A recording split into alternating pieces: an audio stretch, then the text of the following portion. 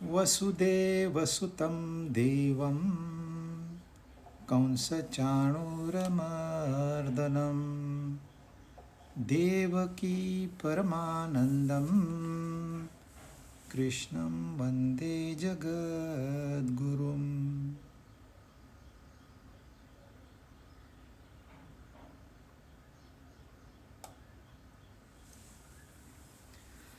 भगवद गीता 17 अध्याय हमने पूरे किए और अब 18वां अध्याय हम शुरू करने जा रहे हैं। इसके पहले 16वां जो अध्याय था इसमें उन्होंने 3 गुण बताए और आखिरी में हमको एक मंत्र दिया, ओम तत्सत। अब 3 गुणों का विश्लेषण कैसे किया उन्होंने, श्रद्धा क्या है, आहार क्या है, ज्ञान क्या है, तप क्या है, यज्ञ क्या है, दान कैसा है, इसका पूरा विश्लेषण किया।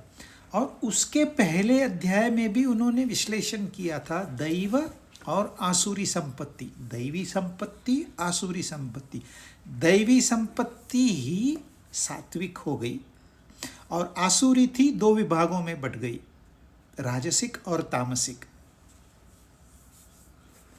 अब यहाँ 18वें अध्याय में थोड़ा सा शिफ्ट है, इसका नाम है मोक्ष संन्यास योग।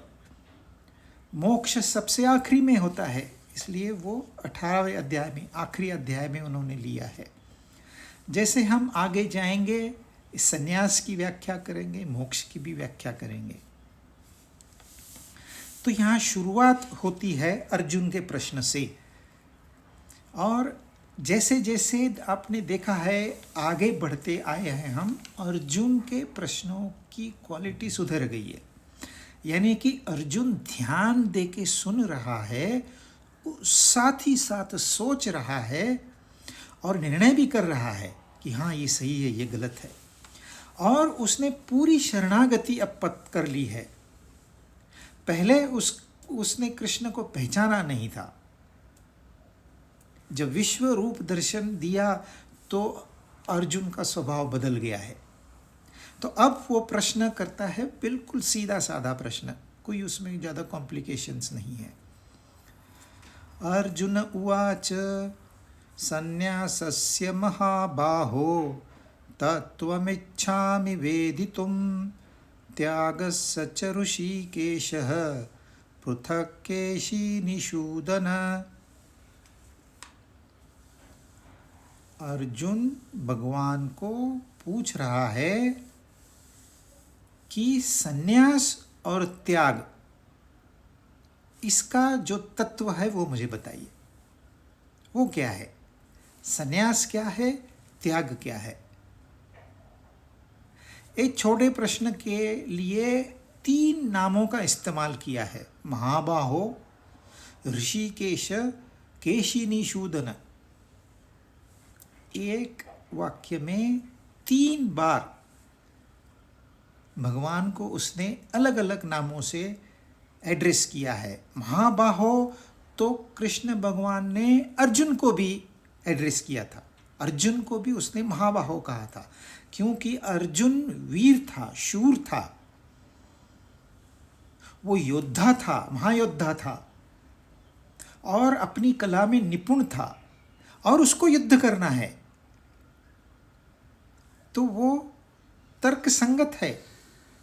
अब अर्जुन भी कृष्ण को महाबाहो कह रहा है, वो इसलिए कि यह जो सूक्ष्म बात है संन्यास और त्याग की, ये कोई भी ऐरा गैरा नहीं बता सकता। देखिए, आपको कान में दर्द है तो आप किसी से भी नहीं पूछोगे भाई मेरे कान के दर्द का इलाज क्या है, आपको किसी एक्सपर्ट के पास जाना होगा, ईएनटी के पास जाना होगा, स्पेशलिस्ट के पास जाना होगा। ऐसे ही संन्यास और त्याग की व्याख्या कौन कर सकता है? कोई अपने आप को स्वामी कहे, कोई अपने आप को गुरु कहे, कोई अपने आप को आचार्य कहे, परंतु क्या वो संन्यास और त्याग की व्याख्या कर सकता है? कर सकता है तो अर्जुन उसको पूछेगा।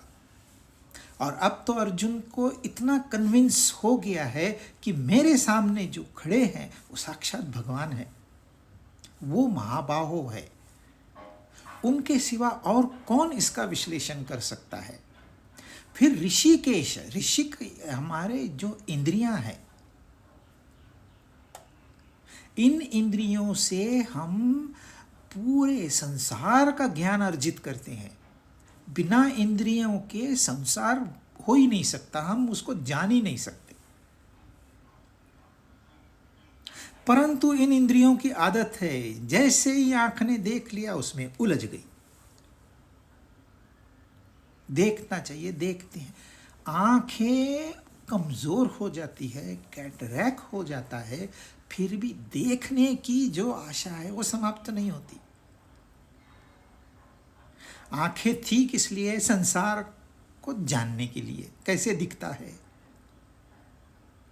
पर जैसे ही दिखा, आंखें उलझ गई, कान उलझ गए, त्वचा उलझ गई, नाक उलझ गया, जबान उलझ गई। परंतु भगवान श्री कृष्ण ने पांचों इंद्रियों को अपने काबू में करके रखा है। उनके पास ऐसी शक्ति है, जब वो देखना चाहे देख सकते हैं, जब नहीं देखना चाहे नहीं देख सकेंगे। वो देखेंगे, दैट्स ऑल, फुल स्टॉप, उसके आगे कुछ नहीं। मुझे और देखना है वो वाली बात नहीं, जो आवश्यक है वो देखेंगे, अनावश्यक अपने आप टल जाएगा। उनके लिए अनावश्यक देखना है ही नहीं। केशिनी सूदन, कितने असुरों का नाम उन्होंने लिया है, जिनका नाश भगवान ने किया है। ये सारे असुर अब भी इस वक्त हमारे अंदर मौजूद है। यदि हम उनका नाश करेंगे तो हमारा भी नाम होगा ऐसे ही। तो फिर हम भी कैपेबल हो जाएंगे, महाबाहो हो जाएंगे। हमें भी सन्यास और त्याग की व्याख्या समझ में आएगी। अब प्रश्न क्या है भाई, सन्यास और त्याग को मैं अलग अलग तरीके से जानना चाहता हूं, मुझे दोनों की व्याख्या बताओ। अब ऐसा ही प्रश्न तीसरे अध्याय में अर्जुन ने किया था, जब दूसरे अध्याय में भगवान ने कर्म योग की व्याख्या की और फिर बुद्धि योग क्या होता है बताया, फिर सांख्य योग बताया। तो अर्जुन ने सीधा साधा प्रश्न पूछा, भाई यदि ज्ञान श्रेष्ठ है तो तू मुझे कर्म में क्यों ढकेल रहा है, वो भी इस घोर कर्म में जहां पर मृत्यु मुझे दिखाई दे रही है। तत्किम कर्मणि घोरे माम नियोजयसि केशव, मुझे जाने दे, मैं सन्यास लेना चाहता हूं। पर भगवान ने उसको सन्यास नहीं लेने दिया। उसने कहा कर्म कर, यह कर्म तेरे लिए सन्यास है, यह कर्म तेरे लिए श्रेष्ठ है।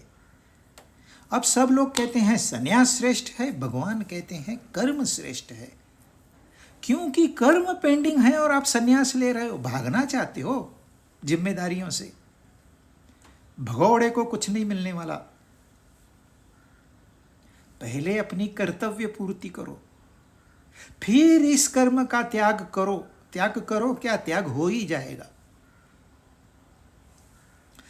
5वें अध्याय में भी अर्जुन ने ऐसे ही प्रश्न किया, संन्यासम कर्मणाम कृष्ण पुनर्योगम च शंससि यच्छ्रेय एतयोरेकम तन्मे ब्रूहि सुनिश्चितम।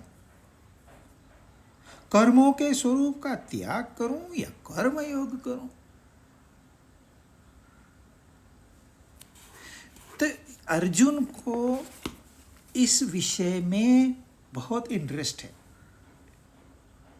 उसका इंक्लिनेशन है,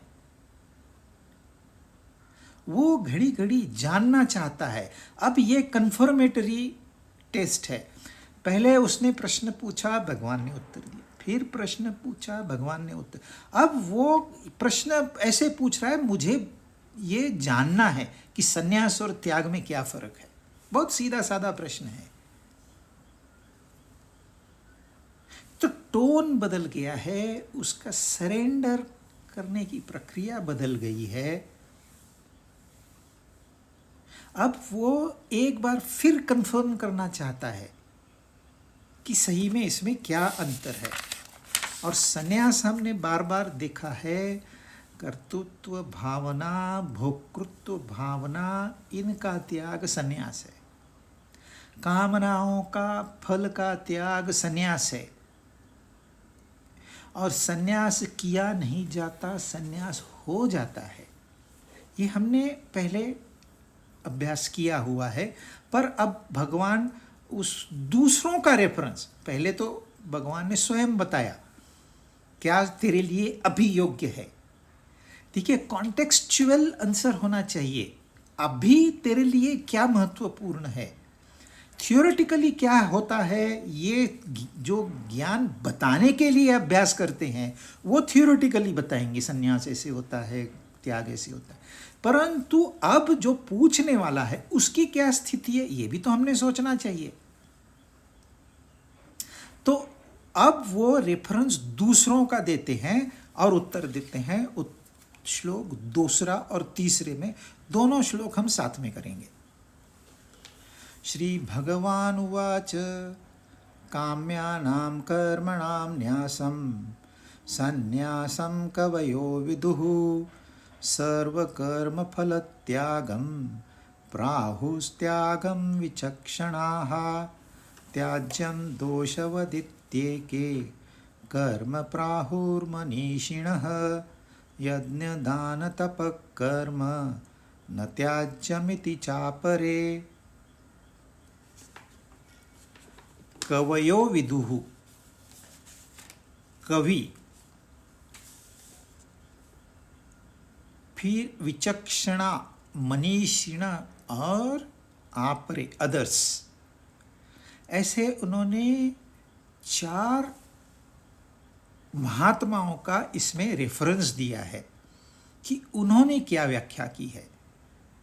तो जो कवि है, जो विद्वान है, कवि यानी कि जो इतरों को, दूसरों को नहीं दिखता, वो जिसको दिखता है वो कवि। हमको शरीर दिखता है, मन नहीं दिखता। हम मन फील करते हैं, बुद्धि फील नहीं करते। हम बुद्धि को जान सकते हैं विचारों से, पर तत्व ज्ञान रह जाता है। पर कवि जो होता है वो जान लेता है। तो यहां कवि क्या कह रहा है कि काम्य कर्मों के त्याग को संन्यास समझते हैं।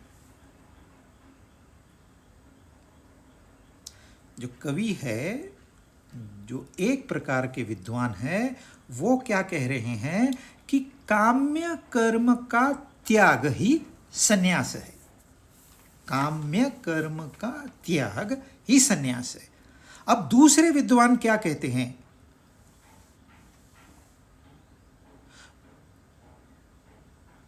दूसरे विद्वान कहते हैं सर्व कर्म फल त्यागम, यानी कि संपूर्ण कर्मों के फल का त्याग ही त्याग है। सर्व कर्म फल त्याग यानी कि सर्व कर्मों के फल की इच्छा का त्याग। ये पोएट्री है। तो इसमें जब कहते हैं सर्व कर्म फल त्याग, यानी कि फल की इच्छा का, अरे फल मुझे चाहिए नहीं, फल को मैंने त्याग दिया।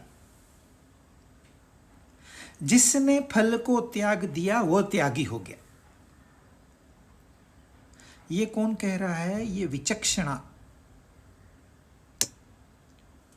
फिर तीसरे प्रकार के फिलोसोफर, मनीषिण, वो क्या कहते हैं? कर्मों को, सारे कर्मों को दोष की तरह छोड़ देना चाहिए। जैसे हमारे में कोई कमी है तो हम उस कमी को पूरा करते हैं, जो त्याज्य है उसको त्याग कर देते हैं। तो ये कह रहे हैं, महात्माएं कह रहे हैं कि सारे कर्मों को दोष की तरह त्याग देना चाहिए। और कुछ विद्वान है वो कहते हैं यज्ञ, दान और तप रूपी कर्मों का त्याग नहीं करना चाहिए। सीधे है, सीधी व्याख्या है, बहुत कॉम्प्लिकेशन नहीं है। भगवान कह रहे हैं कि कुछ विद्वान कहते हैं काम्य कर्मों का न्यास ही संन्यास है। मतलब संन्यास की व्याख्या है काम्या नाम कर्मणाम न्यासम, काम्य कर्मों का न्यास। अब ये समझो यहाँ काम्य कर्म क्या है और क्या काम्य कर्म के सिवा भी कोई कर्म है। काम्य कर्म यानी कि जो कामना से प्रेरित कर्म है। जब मैंने सब लोग कार ले हैं, मुझे भी कार लेनी है। अब कार लेने के लिए मुझे काम करना पड़ेगा, पैसे कमाने पड़ेंगे, जमा करने पड़ेंगे, फिर एक दिन शोरूम में जाना पड़ेगा वगैरह वगैरह। तो ये जो मैं कर्म कर रहा हूँ ये कामना से प्रेरित है, मुझे कार चाहिए। तो ये मैं बीच में नाच रहा है जो मुझे दिखाई नहीं दे रहा।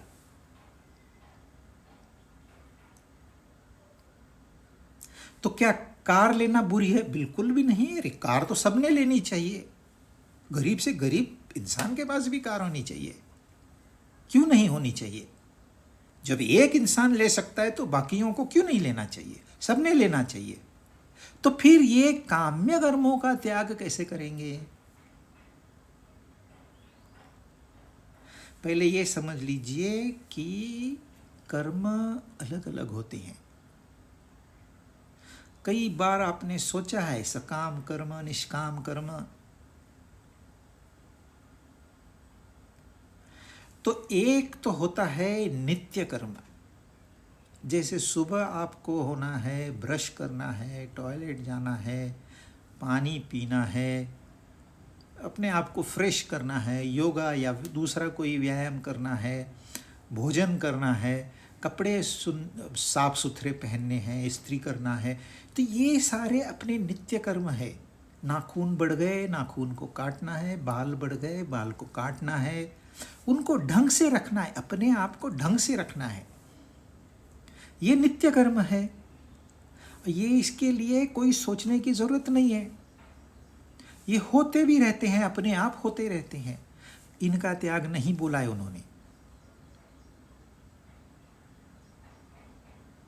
दूसरे होते हैं नैमित्तिक कर्म। कई बार हमको ऐसे कार्य करना पड़ता है जो अपने जिम्मेदारी या अपने जो ज्यूरिस्डिक्शन है उससे बाहर है। कोई आते जाते कचरा करके गया, देख तो आप रहे हो, अब उसको गाली देके क्या होने वाला है? वो तो चला गया, भाग गया। तो आपको कुछ बंदोबस्त करना होगा। आपको ऑफिस देर हो रही है, किसी को ठोकर लग के कोई बूढ़ा आदमी गिर गया, तो उसको उठाना है, फर्स्ट एड देना है, घर पहुंचाना है, हॉस्पिटल पहुंचाना है। यह आपका कर्तव्य बन जाता है। पहले था नहीं, पहले तो आपका कर्म था ऑफिस जाना, अचानक से ये बीच में आ गया। पर ये नैमित्तिक कर्म है, इसका त्याग नहीं करना है। लोग भूल जाते हैं हमको किस कर्म का त्याग करना है। तो संन्यास समझने के लिए सारा कर्म समझना होगा। फिर होता है आवश्यक कर्तव्य कर्म। यदि आप गृहस्थाश्रमी है तो गृहस्थी को चलाना ये आपका कर्तव्य बन गया। आपने ऑफिस ज्वाइन किया है, टाइम से ऑफिस जाना, वहां का काम ईमानदारी से करना, यह आपका कर्तव्य हो गया। यह आवश्यक है। कोई लोग कहते हैं ये अनावश्यक है, यहीं आएगा वो। पर नहीं, एक बार आपने कह दिया ये मैं करूंगा, ये आप यू आर बाउंड, आपने करना ही है वो। इसलिए शादी में कहते हैं पत्नी को और पति को दोनों को मंत्र पढ़ाते हैं, बोलते ये जिम्मेदारी होगी आपकी, कबूल है क्या? एक बार आपने हाँ कह दिया तो लाइफ लॉन्ग ये आपकी जिम्मेदारी हो गई। फिर आप नहीं कह सकते मैं सन्यासी हूं, मैं ऐसी हूं। फिर आप ये भगौड़ापन नहीं लाना बीच में। जिम्मेदारी ले ली, वो आपका काम हो गया, उसका भी त्याग नहीं करना है। और आम तौर पे देखा गया है जो सन्यासी कहलाते हैं इन सारों का त्याग कर देते हैं। सन्यासी हो गया, बोलता है कपड़े क्या धोने के, इसको इस्त्री करके पहनता हूं। महीना महीना कपड़े नहीं धोते, क्यों मेहनत करनी। रूम को साफ सफाई नहीं करते। अरे सन्यासी हो गया तो तूने कचरे में रहना है क्या। समय से बाल नहीं काटेंगे।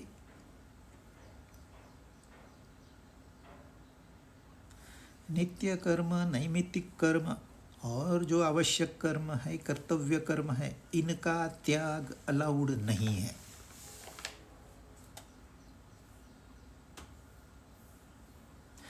और जो काम्य कर्म है इनको त्यागना ही चाहिए। तो एक कर्म है जिसको त्यागना चाहिए, दूसरे कर्म है जिनका त्याग नहीं करना चाहिए। तो ये जहां जहां मैं बीच में खड़ा हो जाता है, ये करना है, मैं ये करता हूं, मेरा ऑफिस है, मैंने इतना बनाया है, मुझे ये करना है, मुझे बाहर घूमने जाना है, जहां जहां ये मैं और मेरा आ गया, इसका त्याग कर देना है। सो काम्यानाम कर्मणाम न्यासम संन्यासम कवयो। जो कवि लोग संन्यास किसको कहते हैं? जिसने काम्य कर्म का न्यास कर दिया। अच्छा, अब इन काम्य कर्मों का न्यास आप करेंगे कैसे? यदि मेरी तीव्र इच्छा है कि मैं 2 दिन वीकेंड, मुझे छुट्टी है, मैं घूमने जाऊं, तीव्र इच्छा है, तो क्या मैं उसको रोक पाऊंगा? क्या रोकना चाहिए?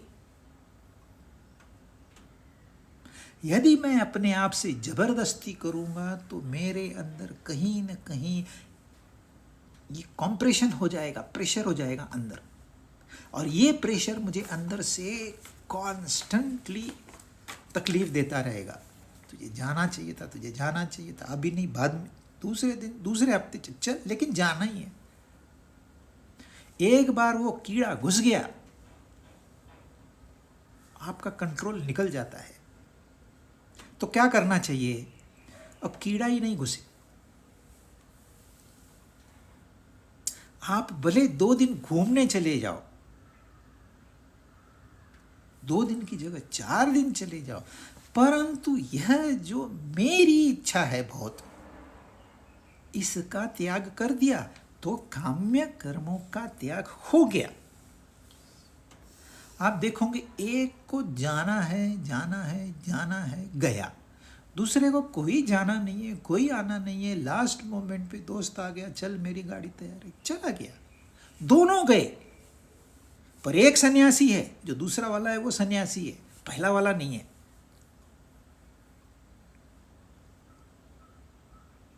इस सूक्ष्म फर्क है। यदि यह समझ में नहीं आएगा तो आपका सन्यास लेना व्यर्थ है। तो जो हमारी कामनाएं हैं, जो हमको कामिनी के पीछे दौड़ाती है, उन कामनाओं का त्याग कर दो। फिनिश, यू आर सन्यासी। फिर आप भले घर में आराम से बैठ के रहो, टीवी देखो, भोजन करो, जो भी है। दिखावे के लिए सन्यास नहीं होता।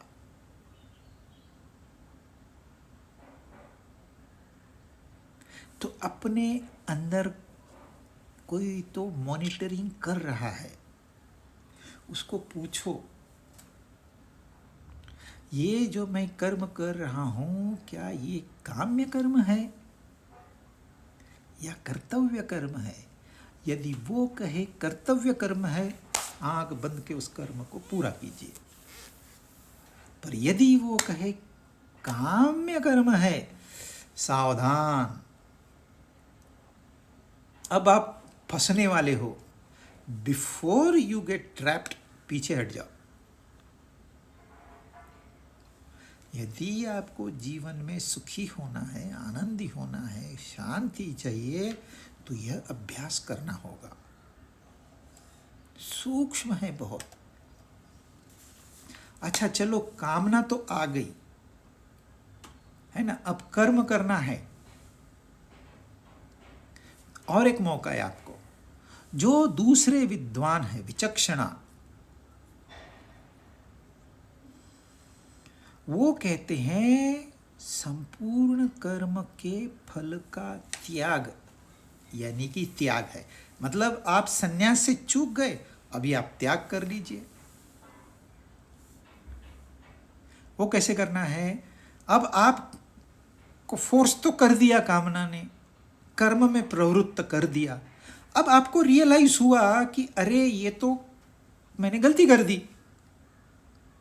पर आप यहां से घूमने तो निकल पड़े, पर कोई ज़रूरी नहीं है कि मैं अच्छे से घूम के आऊँ, कोई ज़रूरी नहीं मुझे होटल अच्छा मिले, कोई ज़रूरी नहीं मुझे सर्विस अच्छी मिले। जो भगवान की इच्छा होगी देखा जाएगा, मुझे अभी कर्म फल की कोई इच्छा नहीं है। देखिए, कर्म फल का त्याग नहीं हो सकता। कर्मण्येव अधिकारस्ते मा फलेषु कदाचन, भगवान ने स्वयं कहा है दूसरे अध्याय में। कर्म 100% आपके हाथ में है, आई विल नॉट इंटरफियर। कर्म फल यू हैव 0 कंट्रोल। कोई कर्म किया, फल लेना ही पड़ेगा, फिर वो फल मीठा हो या कड़वा हो, फल मिलेगा ही मिलेगा, फल का त्याग नहीं हो सकता। अब यहां वो कह रहे हैं विचक्षणा कि सर्व कर्म फल त्यागम, वो जो त्याग है उसको त्याग कहते हैं। तो कर्म फल का त्याग कैसे करोगे?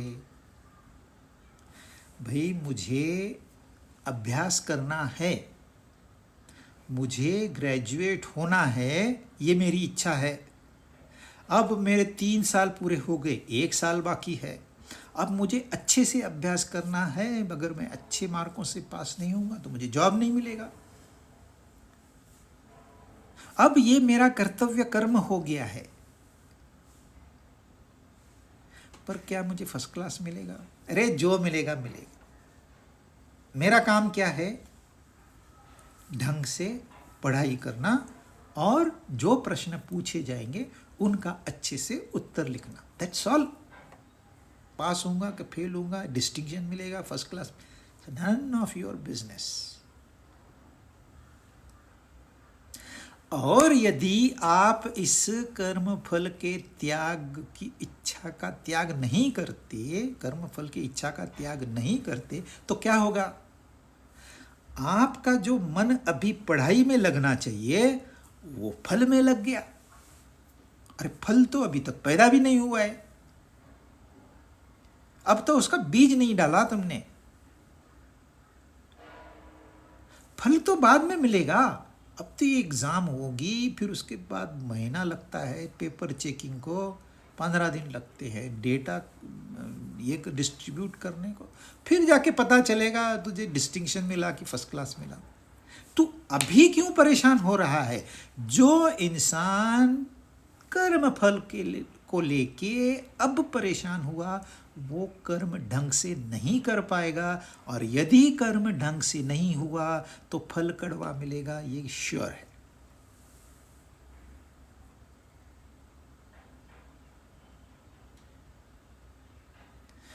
तो ये समझ लेना चाहिए कि जो मैंने काम अभी करना है उसको ढंग से करना है, तो आपका कर्म फल त्याग हो गया, आप त्यागी हो गए।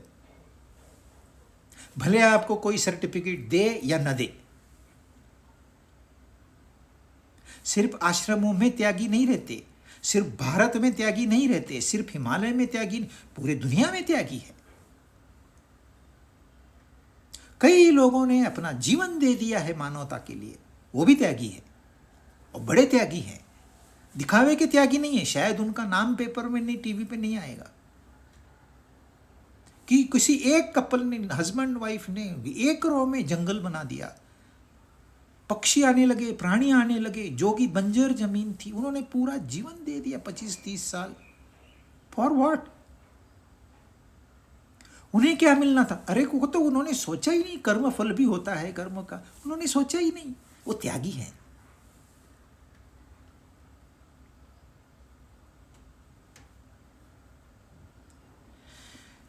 तो काम्य कर्म का त्याग करना है, फल की इच्छा का भी त्याग करना है, तो आप त्यागी और सन्यासी दोनों हो गए। और तीसरे प्रकार के जो महात्माएं हैं, मनीषिण, वो क्या कहते हैं कि कर्म दोष है। मतलब जब आप कर्म कहोगे कर्म ही दोष है, तो उसको त्याग देना चाहिए, सारे कर्मों को त्याग देना चाहिए। तो क्या आप पत्थर बन के रहोगे? नहीं। आप जब ध्यान में प्रवेश करते हो तो क्या सोच के ध्यान में प्रवेश करते हो? मेरे मन में कंटिन्यूअस फ्लो है विचारों का, एक विचार समाप्त हुआ नहीं, दूसरा खड़ा है, दूसरा समाप्त हुआ नहीं, तीसरा खड़ा है, तीसरा समाप्त हुआ, आंख खुली नहीं, विचार शुरू।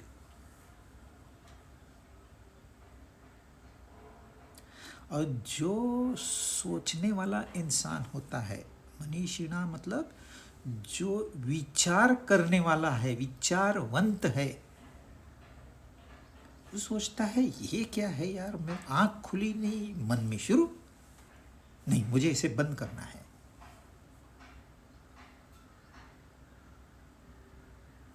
वो जो प्लानिंग कर रहा है ये सारे कर्मों का दोष की तरह छोड़ देना चाहता है। समाधि में वो विचार नहीं होता, इसलिए समाधि ऐसी है जहां सारे कर्मों का त्याग हो गया। पर समाधि कोई परमानेंट नहीं है, कुछ समय रहेगी, फिर वापस भूख लगेगी तो वापस आना पड़ेगा।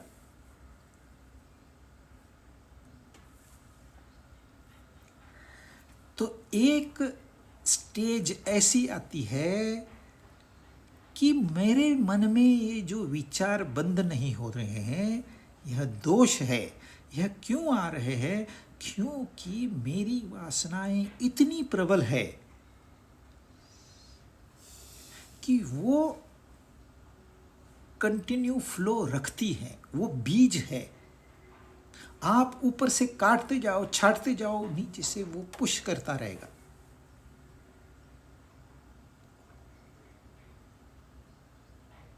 उस बीज को जिसने समाप्त कर दिया, उसने सारे कर्मों को समाप्त कर दिया। अब उसके लिए करने लायक कुछ नहीं है। अब आप दूर से देखोगे तो सब करता है, वो करता है, मैं कुछ नहीं करता। जो करता है वो करता है, मैं कुछ नहीं करता। मैं ही समाप्त हो गया तो कर्म कौन करता है?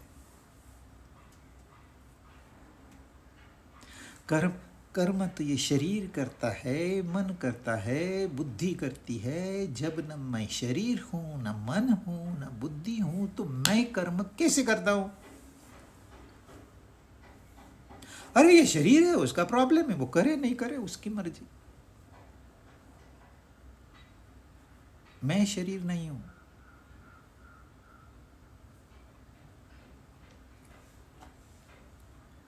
और कई विद्वान हैं, वो कहते हैं यज्ञ, दान और तप, इन कर्मों का त्याग नहीं करना चाहिए। क्यों नहीं करना चाहिए? ये तो कहते हैं सारे कर्मों का त्याग करो। दूसरे कहते हैं कर्म फल का त्याग करो, तीसरे कहते हैं काम्य कर्मों का त्याग करो, ये कहते हैं यज्ञ दान और तप का त्याग मत करो।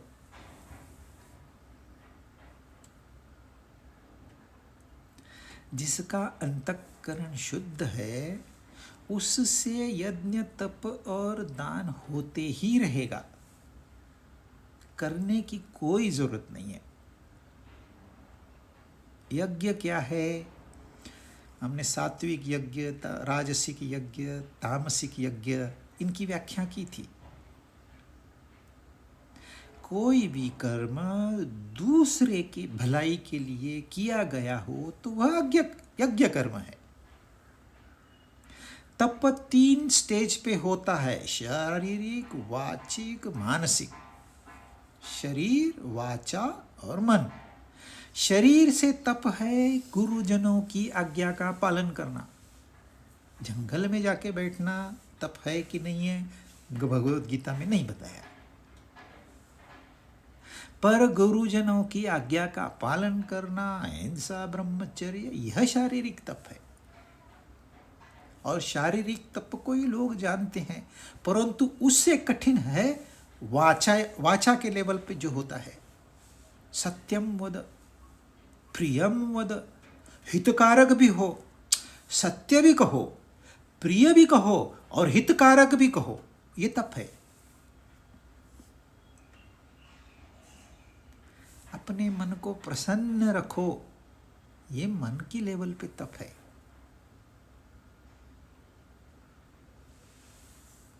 जो देना मेरे लिए आवश्यक है वो मैंने दिया तो वो दान है। अगर मुझे लगता है मेरे पास है इसलिए मैं दे रहा हूं तो वो दान नहीं है, और राजसिक और तामसिक दान में आ जाएगा।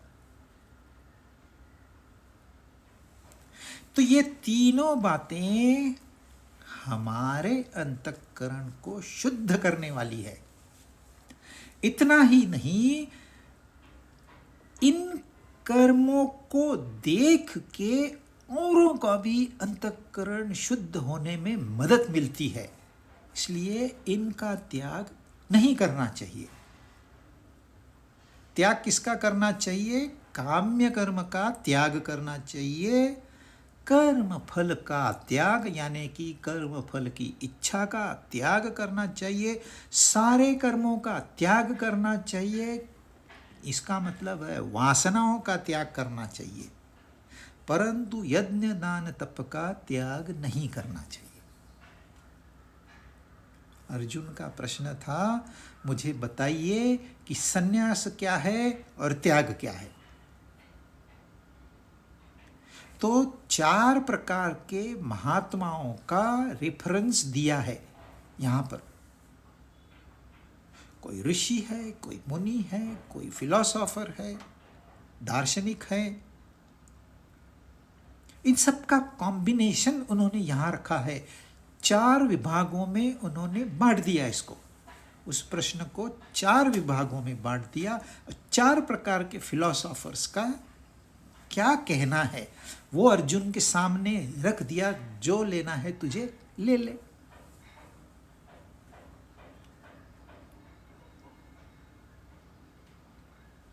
और ये 4 बातें, ये 2 श्लोक हमेशा मिस इंटरप्रेट किए जाते हैं, इसका गलत अर्थ निकाला जाता है। इसलिए 18वें, देखो 3रे अध्याय में ये बात आई थी, 5वें अध्याय में बात आई थी, 6ठे अध्याय में भी सन्यास उन्होंने कहा था। अनाश्रिता कर्म फलम कार्यम कर्म करोति यह सन्यासी च योगी च न निरग्नि न चाक्रिय।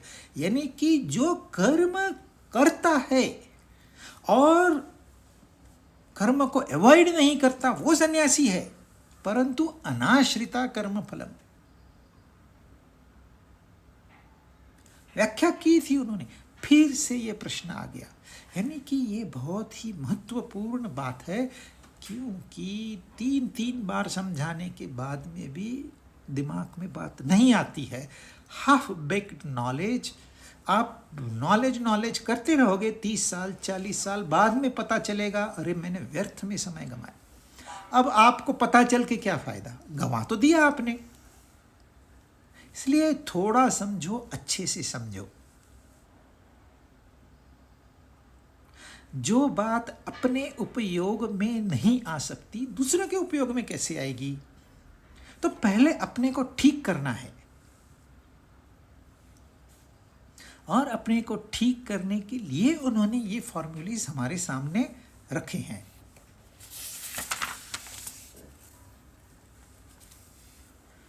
चौथा, निश्चयं शृणु मे तत्र त्यागे भरत सत्तमा, त्यागो हि पुरुष व्याघ्र त्रिविध संप्रकीर्तितः। हे अर्जुन, संन्यास और त्याग, इन दोनों में से पहले त्याग के विषय में मेरा निश्चय सुन। पहले उन्होंने निश्चय नहीं बताया अपना, उन्होंने बताया कि विविध प्रकार के दार्शनिक क्या कहते हैं। अब मेरा निश्चय सुन, क्योंकि हे पुरुष व्याघ्र, त्याग 3 प्रकार का कहा गया है। कौन से 3 प्रकार? जब 3 प्रकार आएंगे तो सात्विक, राजसिक, तामसिक।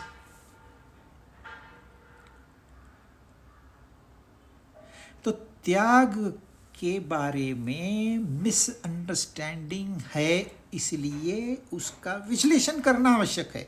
जैसे दान के बारे में मिसअंडरस्टैंडिंग है, तप के बारे में मिसअंडरस्टैंडिंग है, यज्ञ के बारे में मिसअंडरस्टैंडिंग, इसलिए उनकी व्याख्या करते समय वो बोलते हैं कि यह त्याग है, सात्विक त्याग त्याग है, दूसरा राजसिक और तामसिक त्याग नहीं है, परंतु त्याग दिखता है। तो कहीं आप गलती न कर बैठो। बताने को सिर्फ सात्विक त्याग बता दिया, बस हो गया। सात्विक दान बता देते तो बस था, राजसिक और तामसिक दान बताने की क्या जरूरत थी? सात्विक आहार बता देते, राजसिक और तामसिक आहार बताने की क्या जरूरत है? तामसिक आहार बासी फूड होता है, बैक्टीरिया लगे हुए रहते हैं, उसको फंगस लगा हुआ रहता है, बताने की क्या जरूरत थी? क्योंकि हमारे को लगता है हमने समझ लिया, लेकिन नहीं समझा। और 99% लोग गलत अर्थ निकाल लेते हैं। इसलिए उन्होंने डिज़ाइन भगवत गीता का जो बनाया है ना, उन्होंने बहुत सोच समझ के बताया है कि यह कई पीढ़ियां चलना है। यह ज्ञान, ये कोई एक पीढ़ी के लिए ज्ञान नहीं है। अर्जुन के समय इसका जो महत्व था, वही महत्व इसका आज भी है। जो अर्जुन के लिए आवश्यक था, वो आज हम सबके लिए आवश्यक है। बिगर इस ज्ञान के आपका जीना व्यर्थ जीना है। आपने बहुत पैसे जमा किए, मेहनत करके वीज़ा निकाला, टिकट निकाली, एजेंट लिया, होटल बुकिंग किया, भाग दौड़ की, प्लेन से गए, दूसरे देश में लैंड किया। अब वहाँ किस लिए गए हो? आपस में झगड़े चल रहे हैं, पॉलिटिक्स चल रहा है, इसकी बुराई उसकी बुराई चल रही है, टाइम पास कर रहे हैं। हमको इंडियन फूड चाहिए, हमको इंडियन फूड चाहिए, नहीं तो नहीं खाएंगे, नहीं नहीं नहीं, हमको साइट सीइंग नहीं करना है, हमको इंडियन होटल लेके चलो।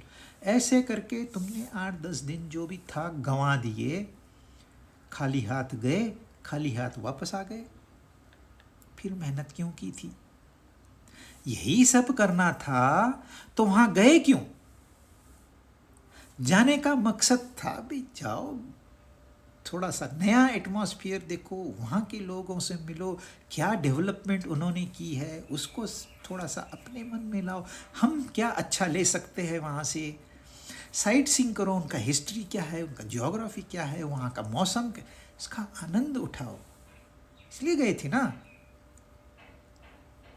आनंद उठाया ही नहीं, झाड़ू पोछा किया, वापस चले आ गए। ऐसे ही हम इस जीवन में आए किस लिए? झाड़ू पोछा करने के लिए? जो आवश्यक है वो तो करना ही होगा। पर हम यहाँ उस शांति का अनुभव करने आए हैं, उस सुंदरता का अनुभव करने आए हैं। कितने पक्षी हमारे लिए गाते हैं, अपने कान ही बंद है, सुनाई नहीं देता।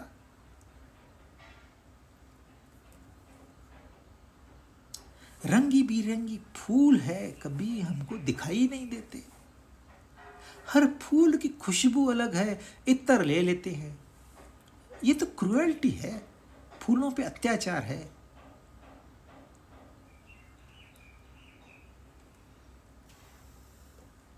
जो नैसर्गिक है वो उसका लुफ्त उठाया ही नहीं, फिर कृत्रिमता लाते हैं जीवन। एक कृत्रिमता तो आपको कहीं भी मिल जाती थी, फिर यहाँ क्यों आए?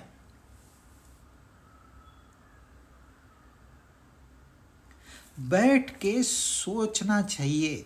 1 घंटा, 1 दिन, 1 महीना, 1 साल, अरे जितने साल लग जाए उतने।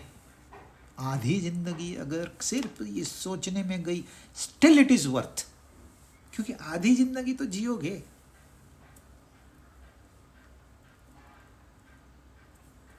कितनी विकृतियां, कितनी विकृतियां।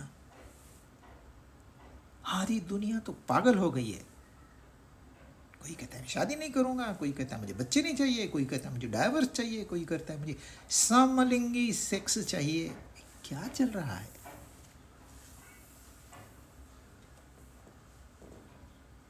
जिस सरकार को पता है मेरे देश की समस्या ओबेसिटी है, उसको ये भी पता है कि इस ओबेसिटी का कारण क्या है, पर वो कारण निकालते नहीं है।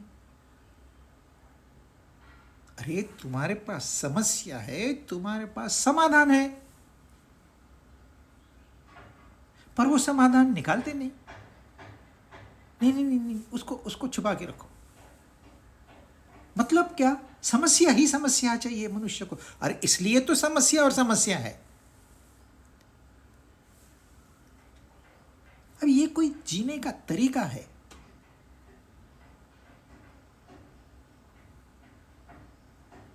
और फिर कहते हैं हम सब जानते हैं। अज्ञानी की यही तो निशानी है। जो ज्ञानी होगा बेचारा चुप बैठ जाएगा, क्या करेगा? कुछ सुनने वाला कोई है ही नहीं, दीवार से तो बात करेगा नहीं। तो गीता का उन्होंने डिजाइन ही ऐसा किया है कि ज्ञान तो देना है, परंतु जो मिसकॉन्सेप्शंस है, जो गलत फहमी है, उसको भी दूर करना है। इसलिए उन कहते हैं, वहां अर्जुन ने 3 नाम लिए थे भगवान के। महाबाहो ऋषिकेश केशिनी सूदन। उसके जवाब में भगवान कहते हैं, भरत सत्तम, हे पुरुष व्याघ्र। 2 नाम बड़े बड़े। भरत सत्तम मतलब भारत में सबसे उत्तम है तू। कौन? हम सब। जिसको संन्यास और त्याग आ गया, वही तो हम अभ्यास कर रहे हैं, इसलिए हम उत्तम हैं। जो इस अध्याय को पढ़ रहा है वो भरत सत्तम है।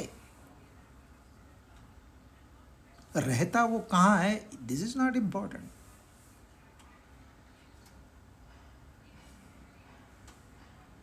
और पुरुष व्याघ्र, व्याघ्र होता है बाघ, टाइगर। एक टाइगर 40 से 50 किलोमीटर का एरिया व्याप्त करते रहता है, दूसरा बाघ वहां नहीं आएगा। जो व्याघिन होती है, जो टाइग्रेस होती है, उसका 10 स्क्वायर किलोमीटर का एरिया होता है, और टाइगर का 40 से 50 किलोमीटर का एरिया होता है। और जब वो ठान लेता है कि यह मेरी शिकार है, तो बस फुल कंसंट्रेशन उसी के पीछे दौड़ेगा। दूसरा प्रलोभन आ गया, अरे चलो उसको छोड़ देते, इसको लेते हैं। ओ नहीं, जो ठान लिया वो ठान लिया।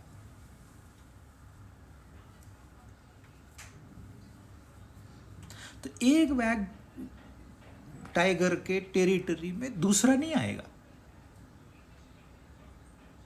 हाँ, जब वो बूढ़ा हो जाएगा, निकम्मा हो जाएगा, वो तो दूसरा आके उसको खत्म, उसका खुद का बेटा ही उसको मार देगा। वो तो एनिमल किंगडम है, वहां के रूल अलग है। परंतु यह पुरुषों में व्याघ्र है अर्जुन।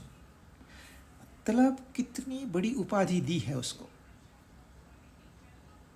यानी कि हमको जो ये 18वां अध्याय तक पहुंचे हैं।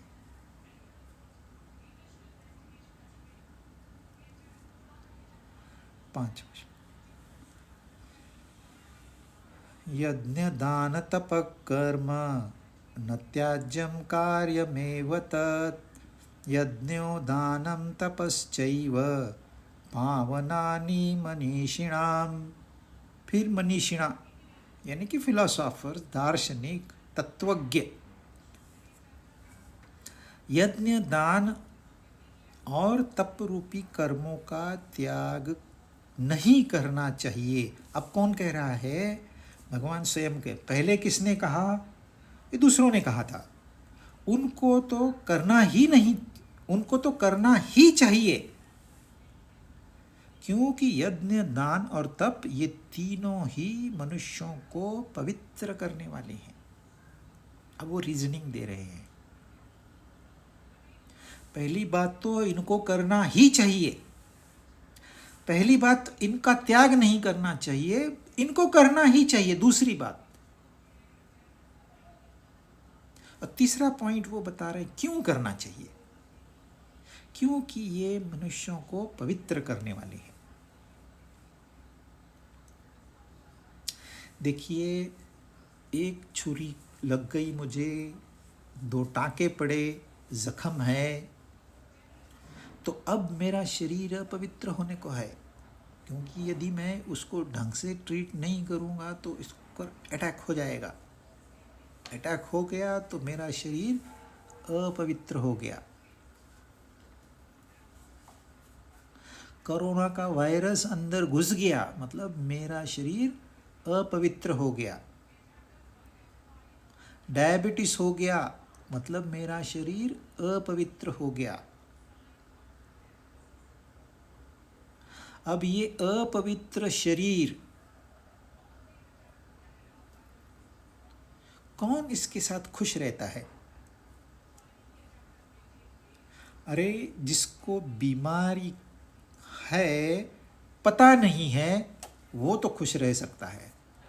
परंतु अगर बीमारी नहीं है पर उसके रिपोर्ट में बीमारी आ जाए तो वो बीमार हो जाता है।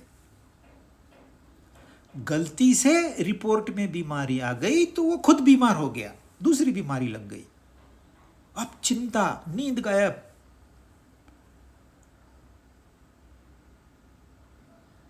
तो किसी को भी नहीं चाहिए, एक छोटा सा ब्लेड का कट भी नहीं चाहिए, क्योंकि आपका सारा ध्यान वहीं चला जाएगा। ये दर्द है, ये दर्द है, ये दर्द है, इसलिए किसको भी नहीं चाहिए। एक बैक्टीरिया, कोई एक वायरस जो सूटेबल नहीं है मेरे शरीर को, अंदर चला जाए तो उसको बाहर कैसे निकालें? शरीर में अपनी योजना तो है, वो तो करता ही है, लेकिन हम भी उससे परेशान रहते हैं, तुरंत ठीक होना चाहते हैं। डॉक्टर कितने भी पैसे ले लो, मुझे तुरंत ठीक कर दो। अरे भाई, तेरा पैर टूट गया है, तुझे महीना भर तो रहना पड़ेगा बेड में। नहीं नहीं, ऐसे कुछ तो आइडिया करो ना, पैसे ज़्यादा देंगे हम आपको। ये हो गया शरीर। और ये यहाँ जो कह रहे हैं, ये अंतःकरण की शुद्धि की बात कर रहे हैं। अंतःकरण को पवित्र करते हैं ये यज्ञ, दान और तप। अब अंतःकरण में क्या है? अंतःकरण में है हमारा मन, हमारी बुद्धि, हमारा चित्त, हमारा अहंकार। इस मन में क्या है? मुझे ये अच्छा लगता है, मुझे वो बुरा लगता है, मुझे ये चाहिए, मुझे वो नहीं चाहिए, मुझे मिलेगा तो ठीक, नहीं मिलेगा ना, देख लेना। एक 14 साल की लड़की ने फोन मांगा, पेरेंट्स ने कह दिया नहीं, तू छोटी है, तुझे फोन नहीं मिलेगा, मोबाइल फोन। उसने जाके जंप कर दिया वो 10वीं मंजिल से। मन, ये मन है, ये मनुष्य का मन है। कब क्या उसमें विचार आएगा, कोई उसमें फॉर्मूला नहीं है। अनियंत्रित मन कुछ भी कर सकता है। इसलिए मन का नियंत्रण उन्होंने कितनी बार कहा, शम दम।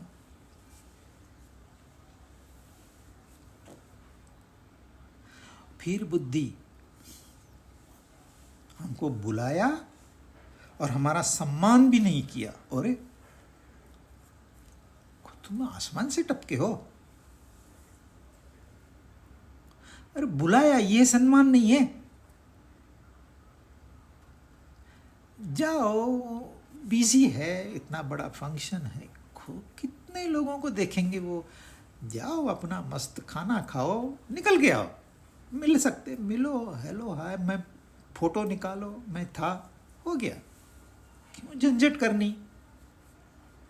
पर नहीं, कीड़ा घुस जाता है, अपवित्रता घुस जाती है अंदर।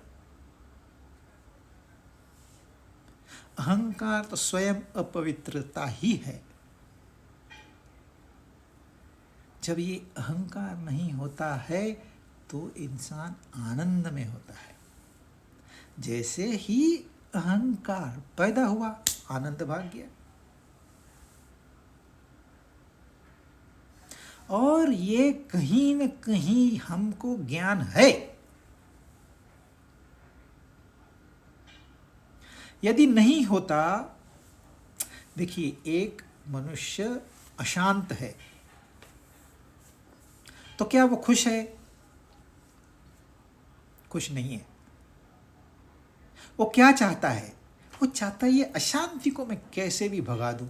अब वो ये नहीं जानता कि इसको मैं भगाऊं कैसे, पर ये उसको पता है कि यह अशांति मेरे में अपवित्रता है, इसको निकाल के फेंकना है मुझे।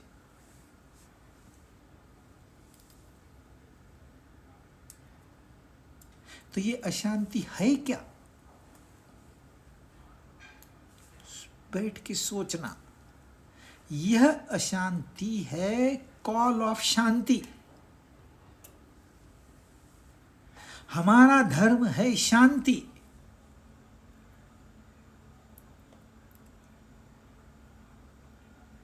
अधर्म की वजह से अशांति आ गई।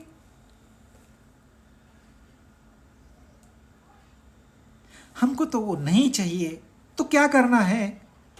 अधर्म को छोड़ना है, और वो नहीं छोड़ेंगे हम, तो बैठे रहो।